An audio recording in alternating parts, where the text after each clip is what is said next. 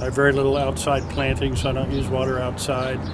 My plumbing fixtures are already low flow, so I don't have to do anything there. So generally just behavioral things. If you empty the water dish for your pet, I throw it on plants. If I'm washing my car, I make sure I wash it over dirt instead of concrete, so it goes in the ground.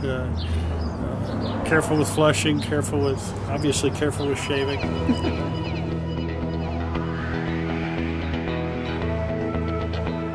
Well, since living in Arizona, I've become a lot more conscious of saving water.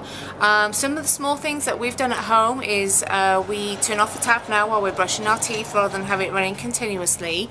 I never take a bath, but I do take a shower. So we only take showers rather than wastewater running a bath. We only run the dishwasher when it's full, and we changed our washing machine to a front loader, so that's more water efficient. And with regards to our backyard, we installed an irrigation system so we can control the amount of water that we use, and we also ensure we always have a cover on our pool as well.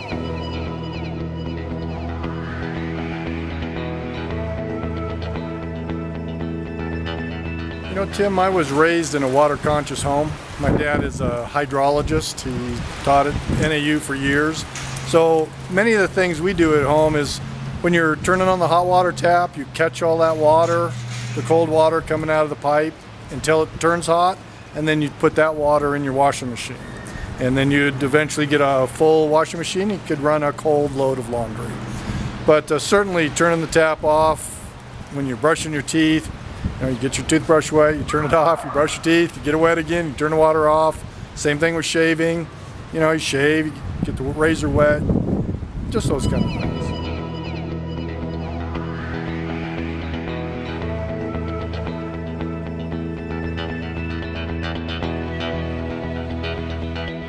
Tim, we've just done a lot of really simple things. We've got a drip irrigation system for all the plants that we have, and that works real effectively. You do have to keep an eye on them, make sure they're not overspraying or sending water where you don't want it to go. That seems to work pretty well. We've got a small turf area.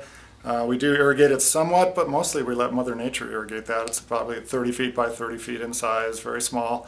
We let it get dry when it needs to and water it when we have to only. And it comes back. It comes back with the summer monsoon rains.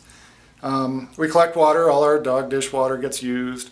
Excess water from the kitchen sink or the shower waiting for it to get hot, we use. We use all of that water where we can.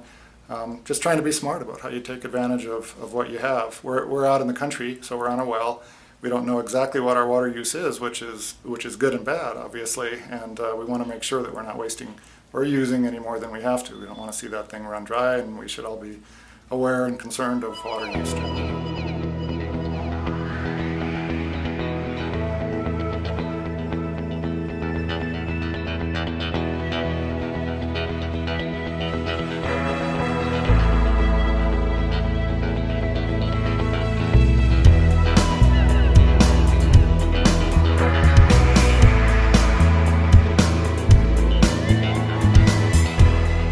I think it's pretty easy, Tim, as long as you have the right mindset.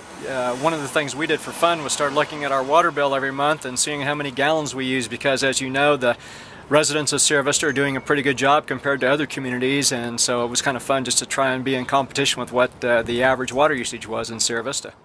I think it's really easy to find ways to save.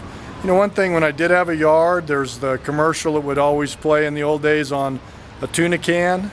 You put a tuna can, empty tuna can in the yard, and when that's full, it's good for a week. So, you know, simple things like that. So you don't overwater, you don't let water run down the street. When you're washing your car, you use a nozzle so it's on off.